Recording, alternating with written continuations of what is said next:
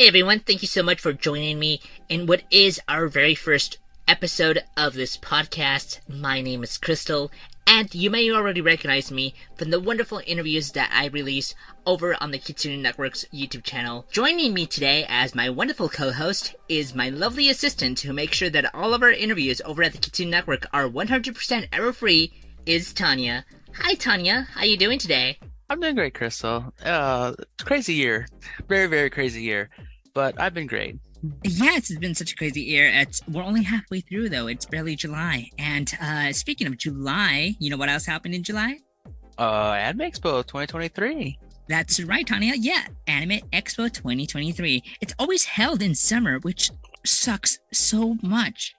Oh, it was hot. Like, honestly, I'm glad I didn't bring my cosplays. I don't think I could wear them. Like, one of them, I was dying in the heat. You know who I felt for the most were the people waiting in line to get in. I felt bad for them. Yeah, so because we do press at Anime Expo and other conventions, we get priority entrance, and we got to see how people in line, like 8, 9 a.m. in the morning, they're waiting in line to get into the convention center, and by that time it's scorching hot. I mean, it is so hot you're sweating under your normal clothes. So now imagine a lot of people in their cosplay out in the sun with their wigs and other elaborate getup waiting in the sun. That is a lot. I can only imagine being in that line for like how many hours are in line? Like 2 hours maybe? Right, that was the average waiting time, 2 hours. But hey, you know what? No one can do it better than we nerds can. Yeah, I guess so. Yeah, so normies would be out there fainting. We cosplayers and nerds and anime people, we're used to that. So the average heat wave doesn't really do us in that much. Yeah, you guys think Black Friday is bad? No, you should be in line for Anime Expo. So let's start off with our day zero, Tanya. Oh, day zero. Day zero. So for me, it began on day -1. Yes, for you out there who don't know about -1, in the past 3 to 4 years, Anime Expo had added, quote unquote, another additional day called -1. And that's basically when you just go there to pick up your badge, and that's pretty much it. So you can avoid the 2-hour line, even though there's still a 2-hour line, just so you can get in. So my adventure at Anime Expo started on the 29th, which is day -1, which of course, Tanya, you've seen the pictures that I took of the convention center when they were barely setting up. So you see all the workers and the lifts and the forklifts and whatnot doing I'm not sure if you saw the pictures on our website. Yes, I did. It was sort of a behind the scenes of how Anime Expo gets ready for day zero and the forthcoming weekend. And it was amazing because it's the second time I think I've witnessed, these workers hardworking at the exhibit hall in the main lobby, which is the south lobby, putting up posters, putting up their setup, their booths. There's a lot of work that goes into this. I mean, it's a whole construction site there. Yeah, I can only imagine. I when I think of when I walk throughout Anime Expo throughout the entire thing, I can only imagine the setup it takes, all the banners you have to put up, every booth that has to be put up. And there's a lot of stuff like that that happens around all over Anime Expo. And only that, I can only imagine the artist alley. You got to set up all the booths in there, and there's a lot of booths in there. Yeah, and I can only imagine that was day -1. So I'm pretty sure they've been working on that convention center for at least a week before I even got to take those. Before I even took those photos. And for those interested in looking at those photos or behind the scenes photos of how Anime Expo gets set up, you can go ahead and visit our website and check out Anime Expo 2023 behind the scenes article where I actually posted all the photos that I took and where they're all setting up. I think the most wonderful thing is to see that being set up and then having day 1 and day 2 with all the people there. All the empty hallways from -1 are completely full. I think I did a comparison photo over in my personal Instagram where I took a photo of the empty halls on -1 and a comparison to day 1 or day 0, and it's completely packed. But it's nice to see other people's hard work. Other people enjoying other people's hard work and putting in the convention center. Yeah. So that was my first adventure at Anime Expo. But together, me and you, Tanya, we had our adventure on day 0. To anyone listening, usually day -1 and 0, it's just a day to pick up your badges. Maybe say hi to your friends, just meet up, and just plan ahead for day 1 and ahead. I recommend that for Anime Expo. Always plan ahead for this convention. Not to mention to use day zero to check into your hotel and get everything ready. Yeah, exactly. Because after that, it's just 4 days of nonstop hectic. Oh my God, yes. And let's speak about something I want to point out. This is both hilariously just wrong in so many ways. LA parking. So for those who are not native to Los Angeles, every time there's a huge event anywhere near the convention center, or what we call it, the Staples Center, or sorry, crypto.com arena. God, I hate that name. For real. I will forever call it the Staples Center. It's been the Staples Center for me since I was a kid. It will always be the Staples Center to me. Look, they just didn't call it Crypto Arena. That would be perfectly fine. I would have liked that name. No, they had to put .com. Like, really? This podcast is sponsored by Crypto.com. Right? Please don't. Please don't buy crypto. God, you might as well buy it yourself, an NFT. Oh, God, no. It's like the one we saw at Walmart. That was Target, the NFC monkey. Oh, yeah. Rhino figurines. That was Target, yeah. Anyway, yeah, for those not native to Los Angeles, every time there's a huge event here in Los Angeles, it's close to the convention center or the Staples Center, there's always those privately owned parking lots, which is just a plot land owned by individuals or maybe even a company. I'm not sure. And they always tend to, charge you for parking because it's their property, right? So they can charge you for that. But there's some owners who like literally like just come on, dude. It's like you see how much the cost of it, and you're like, dude, come on. No one in the right mind is gonna pay for that. But you have those desperate people who actually do. Tanya, on day zero, we paid $10 in parking, right? It was like a block or two away from the actual convention center. Yes, it was just $10. Very simple, easy to park. Loved it. I thought the rest of the day was going to be like that. Nah. Boy, were we wrong. On day zero, where not much is happening, you charge like $10, right? Mm-hmm. As the weekend progresses to Saturday and Sunday, which is the peak of Anime Expo, they start raising the prices. So the $10 parking we found at day zero is now like $25, $35. There's other places that charge $45, $55, $65. There was a place that was charging $95 per day. $95. Guys, that is about 50% of an Anime Expo badge. Are you really that desperate? Look, I'm all for like helping, the small folk for, people and stores. But $95? Yeah, $95 to park in a rinky-dink, broken, sketchy parking lot is, yeah, no, I'm not doing that. It's like $95 better get me valet parking. I feel like you're gonna get robbed twice. $95 better get me valet parking with at least an air freshener. Oh yeah, you'll get your air freshener and your tires taken. But hey, at least I got that air freshener, right? Right? My God. Yeah, so that was one issue. We ended up finding a decent parking spaces for at day one and throughout the entire Anime Expo at the LA Live, which is adjacent to the the Staples Center. For the entire Anime Expo, I think we paid $35 from then on, right? Yep. And we split it in half, which was not that bad. It's we split everything in half, including the hotel, which is not bad. We minimize our cost there.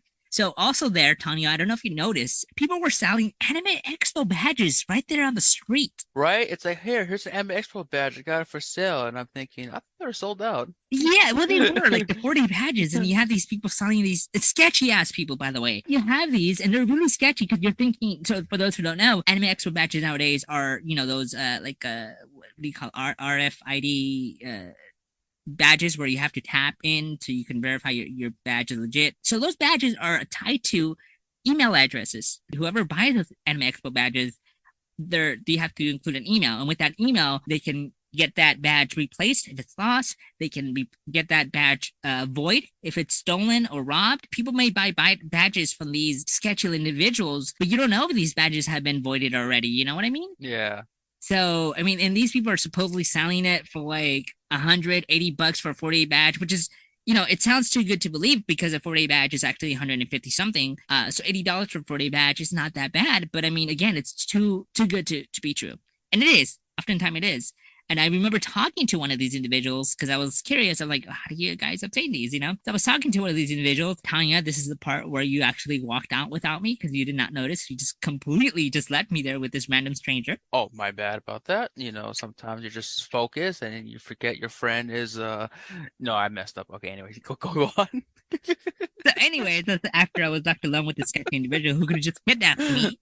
I was talking to him to see how much the badge he was selling. I think it was on day 3 that I talked to him, and he was selling a 4-day badge or 2-day badge. Yeah, a 4-day badge, which of course on day 2 there's only 2 more days of Anime Expo left, so it's worth not that much.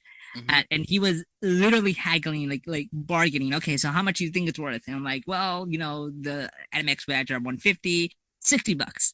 He's like, okay, I'll do it for 80. I'm like, so how do you guys get these badges? So he wouldn't say. He was just like 80. Okay, fine, 60. So the mere fact that he went lower, a lot lower than what he was asking, tells me that is not really, like, these guys are not legit. That badge is probably not legit. Even though it looks legit, it's probably not legit. So quick lesson here: if you guys ever attend Anime Expo out of state, or even if you are here in Los Angeles, do not, for the love of God, do not buy badges from these individuals that are selling the badges supposedly out there in the street. Go to an actual transfer badge from showclicks.com, which is the official ticket badge seller for Anime Expo. Don't fall victim to scams. Please don't. Yes, please don't fall victims for the scam. It's like buying those mixtapes that they sell. Like I remember in Anaheim convention. Or down on Hollywood Boulevard, you have those individuals selling their rap tape. Like, here, I'll buy this for $5. I mean, it's not a scam per se, but they're not going to be any good either. Yeah, it's like, oh man, I can't wait to listen to this mixtape and support them. It's a blank CD. Oh. So after we picked up our badges, because we live in LA, and Los Angeles is one of those cities where you shoot first, shoot again, and you shoot again, and you just never ask any questions, right? There's like police sirens everywhere. Yeah. Right? Yeah, so, police sirens everywhere. So you want to tell our listeners what happened after we picked up our badges, and I think either we were going to our hotel to check in, or we were going to go get McDonald's. I don't remember which one. I think we were going to our hotel room. We were going to our hotel for McDonald's when sadly there was no more Grimace shakes. Oh my God. Grimace thing. which I'll talk to you guys about the McDonald's inside Anime Expo. But first, Tanya, what happened? After we got McDonald's and be disappointed with no Grimace shakes, we went to our hotel and... Well, we were on our way to the hotel, Yeah, right? we were on our way to the hotel by car. But on our way, and I'm trying to remember correctly what street it was, but we went down to McDonald's, and I saw a policeman behind me, and I went, uh-oh. Oh, so police car. Yeah, right? police car. Yes, police car, yeah. Behind me, and just drove fast, like to the front, like me. I was like, okay, that's weird. So I guess something happened, right? You hear the tires screeching, like... Yeah, and then I turned right, to go, the other street way to go back to our hotel, right? Then I saw another cop car, and I'm like, something must have happened. It was heading towards us, and before it actually, Oh no, there's two. There's one like going towards, and then that's when we saw the 76 gas station, right? So there's a couple of them turning in on the east side going in, but the one I want to talk about is the car coming in from the west side going into the parking lot. The parking lot, and he just hits the fence. Like head on. It was so loud. I was like, what is going on? So the corner of his bumper of his cruiser hits a little part of the fence, right? And you can see parts flying from the bumper. Like, yeah. You can hear the tires screeching as he turns into the parking lot. And so we turned to like check what's going on. We have cops behind us, cops in front of us. We just don't know what's going on. We're frozen and just there, right? And so the bumper, you can just see the bumper flying off the cruiser, and I'm like, what's going on? Yeah, and they all like rushed into the 70 gas station, and I was like, what happened? Like, did someone get robbed or like? And I'm like, you know what? Let's get out of here before they start closing down the street, and we're stuck here. I said let's get out before they start shooting. That too, yes. That was our main concern, because the cops from LA, it's shoot once, shoot twice, shoot again, never ask any questions. Right? Oh my God, you got all LA culture. Anyway, so that's all that we just talked about was outside the convention center. Oh, and before we go inside the convention center, props to everyone who sells those bacon wrapped hot dogs out there in the blazing hot sun. Thank you so much for feeding us. Delicious. They're good. So, Tanya, let's take our listeners inside the convention center. Oh yeah, it was okay. So anyone who's going to Anime Expo for the first time, just let you know, it's crowded. And I believe that it was about 100,000 people there. Really? Yes. I've yet to get an email about the turnstile of the attendance at Anime Expo this year, but I'm gonna write an article about that soon. I remember seeing a question people keep asking where should Anime Expo cap their tickets? And I'm like, they did. They've been doing that for the last 2 years. That's the convention center. That's Anime Expo capped, believe it or not. They did cap it. But here's the thing. I thought they capped it for every badge. Apparently, they only capped it for 4-day badges, and after that, you can get like individual passes. Wait, for real? Yeah, I mean, at least that's what I saw on the website. So I was like, oh, okay, well, it's not really capped. I feel like they should cap the tickets for all the days. Like once day 4 sells out, that is it. You know. Some poor soul probably bought like every single day badge to go to Anime Expo. Oh, you know they did. You know they did. Yeah. They paid like $80 per ticket, per badge. You know they did. Oh man, I just hope they have the time of their life then. I really hope so. I really do hope they actually did go to the rave, which Tanya, would you like to say who was the DJ at the we're going straight to day 3? Okay, I thought that was for the climax. All right. So day 3 was a lot of DJs out there. Now, the ones who paid previously, I am sorry, I don't remember your names, but you guys did really good. But I know the main highlight of day 3 that DJ said was a DJ named DJ Diesel. And in case you don't know who that is or out of the loop, it is Shaquille O'Neal of a previous NBA team called the Lakers. Yes, we had the Shaquille O'Neal DJ'd Anime Expo. And one of the rules from the rave was no mosh pitting. Oh, that was thrown out the window completely. As soon as Shaq went up there, it was thrown out the window. Shaq was like, where's my mosh pit at? If I don't see a mosh pit, I'm coming down there. Right? Like, I think, like, even, like, when you left, like, I remember, like, near the end, I swear I saw a guy got thrown up in the air. His set was actually pretty cool because he knows how to DJ. Oh yeah. Oh no. It was fun. Honestly, I had a blast. I was headbanging. I was in the mosh pit itself. just like Snoop Dogg, Shaquille O'Neal has completed life. He's just doing the side quest now. Exactly. He finished the main game. He's just doing the side quest now. Yeah, he's just making life lit now. Thank you, Shaq, so much, by the way. That was so fun. Yes, thank you, Shaq, for not only doing our childhood, making our childhood really, really, really wonderful with your awesome moments in the NBA, but also coming back in our adulthood and making our night really lit. Right. Yeah, that was a good night. It was a really good night. I loved it. Tanya, remember the McDonald's inside Anime Expo? Yes, I do remember that. And I was disappointed they didn't have a Grimace shake. I'm just kidding. The first time I encountered that booth area part of Anime Expo was on day -1 when I was taking those those behind the scenes photos. I was like, there's going to be a McDonald's here? No, I legit thought they were going to start selling food. Right, like legit. I thought they were going to sell food. I was going to be like, oh man, that's a smart move of McDonald's part. Right, yeah. I was like, whoa, that's...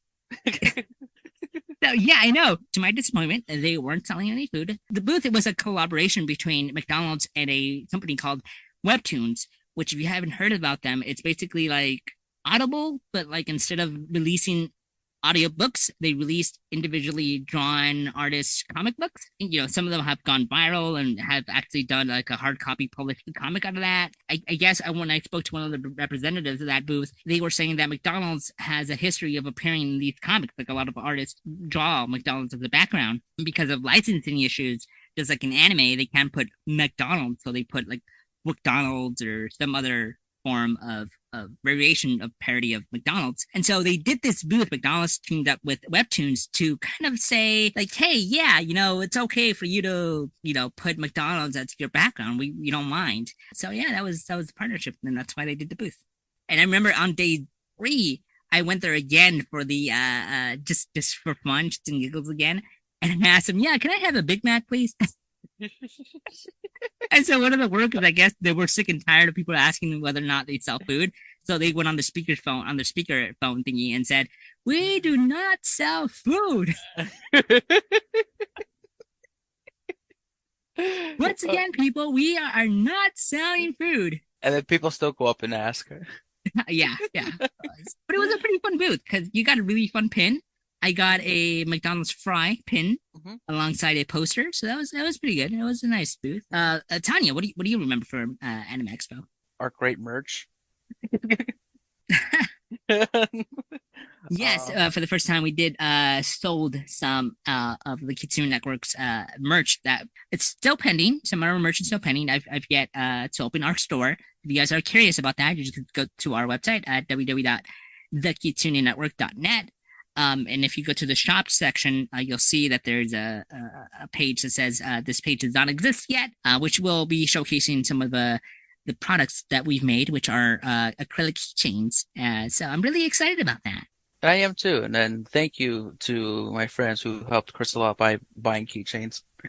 Yes, those were really really good friends of yours. I felt so heartwarming, so proud. Mhm. Yeah, as you should. You should be proud. We went to this particular booth called Baku. Yeah, it's a great booth. I know. Unfortunately, everything that I wanted was sold out. But I did get a Metamorphosis shirt and a Nekopara fingered skateboard, so it wasn't that all bad. Yeah, I just ended up getting a book from there and just saying hi to a couple of people's there. But I was so happy. I was in my Bowsette cosplay that day and I was getting photos left and right in that booth and I was like, oh, so cute.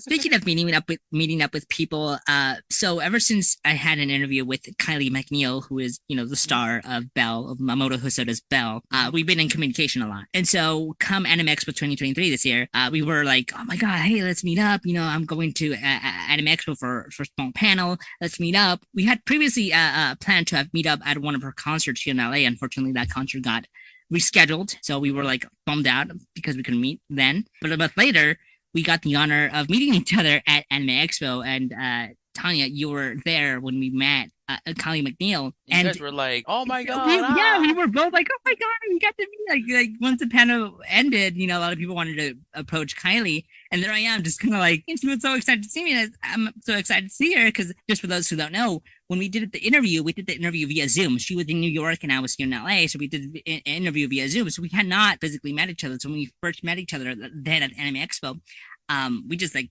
we got excited, went in for the hug, and we're like, oh my god, we were like giggling and laughing at the same time because we just couldn't believe it. It was like, oh god, we were just meeting for the first time. And so now we're planning to meet up again, hopefully at her rescheduled concert in August 8th, I think.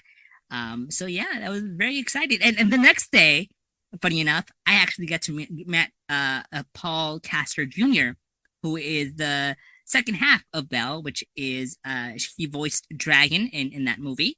And turns out that he was also excited to meet me because Kylie had spoke to him about me. So I was like, "Oh, hi, Paul!" And so it was a really fun meetup. Because we had not met personally, so it was pretty fun. And thank you, Tanya, for taking pictures of us. no problem.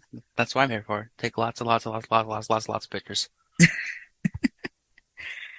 Oh my god, what else did we do? Oh, I had the pleasure of meeting the main actor who's going to portray Akira Tendo, the main character in Zombie 100, in the live action version of Zombie 100. His name is Eiji Eiji Akaso. Eiji Akaso. Who is again going to portray Akira Tendo in the live action version of Zombie 100. And if you guys would like to not hear or see the interview, but like to read the interview because this was a text interview, you can go on our website, thekitsunenetwork.net, and it should be there. It's going to be, the article is called Zombie 100 Live Action Film Coming to Netflix AX 2023 Interview Coverage. So go ahead and read our interview with him there. I promise you guys, I will release a review of the live action 100 movie because again, I've seen it, and I will tell you this much about it. It covers manga 1 to 3. So there are certain characters that will not be in it. There are certain characters that will be in it. Certain scenes that were apart from certain manga volumes that are going to be in it. So it doesn't follow the manga nor the anime series to a T. But that's a good thing because you don't want to rewatch something you watched in the anime series. But as far as live action adaptations of animes go, it's actually pretty good. It's not your Americanized version of it. God no. Which I recommend that manga. It is so good. I read the first one like on the fly. Well, okay, so it wasn't really on the fly because we were there. Okay, so we background story. Let's rewind a little bit. I think throughout day 2, we got the honor of getting tickets to get our manga Zombie 100. Which, by the way, Zombie 100 right now is the top trending anime to see. Which is crazy because I think it should have been the manga, not the anime. But I'm a huge fan of the anime, of the manga, mainly because that's how I discovered Zombie 100. But anyway, and so we got the honor of getting tickets to get our manga signed by Kotaro Takata. He also had a signing at the local Barnes and Nobles at the Grove, which is like what's good 20 minutes away from the convention center. And it was there that you actually got to read the manga, right? Yes, yes. It was So what do you think of it? So what do you think of Volume 1? Okay. Honestly, because I remember what it was about, so I was like, okay, let me just read this empty-minded and see what I think, right?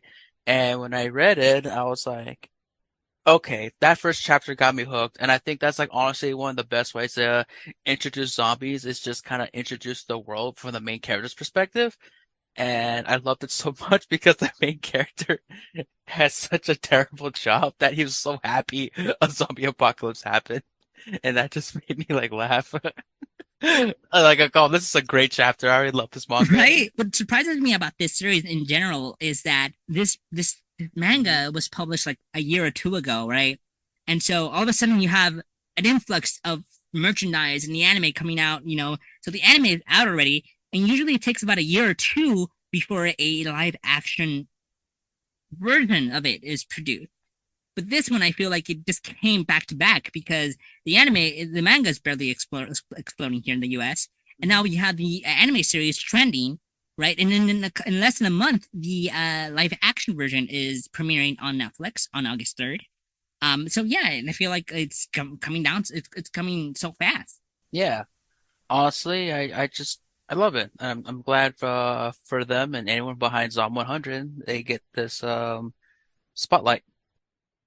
So on day 4, which is a Tuesday, it was a weird schedule for Anime Expo. So on Tuesday, it was time to say goodbye to Anime Expo. I think we spent a little bit of time in the press lounge. Then we went to the exhibit hall, did our last purchases there, kind of taking in the last day, really. Yeah.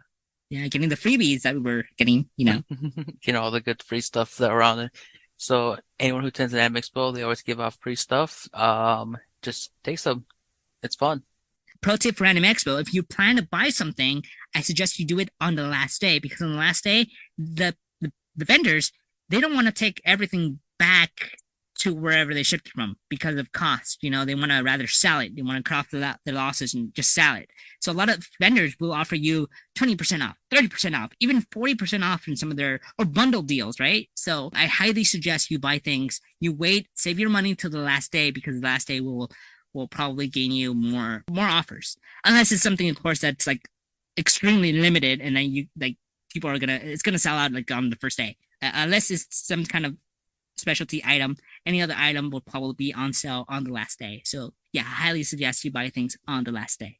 Yeah, buy stuff on the last day, and yeah, like you said, limited. It's gone.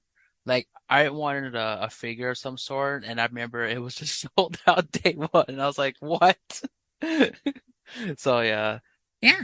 Well, that was our Anime Expo. I mean, we left like exactly when they closed down the exhibit hall, which was like around 3:30. After that, we celebrated and wrapped up a successful press Anime Expo weekend by going to Korean barbecue. Oh my God, that Korean barbecue was so good. It was so good. I'm getting hungry right now. And of course, we had to order brisket. As a Bridget cosplayer, there's no way I cannot order brisket. Yeah, you gotta order brisket in a bucket.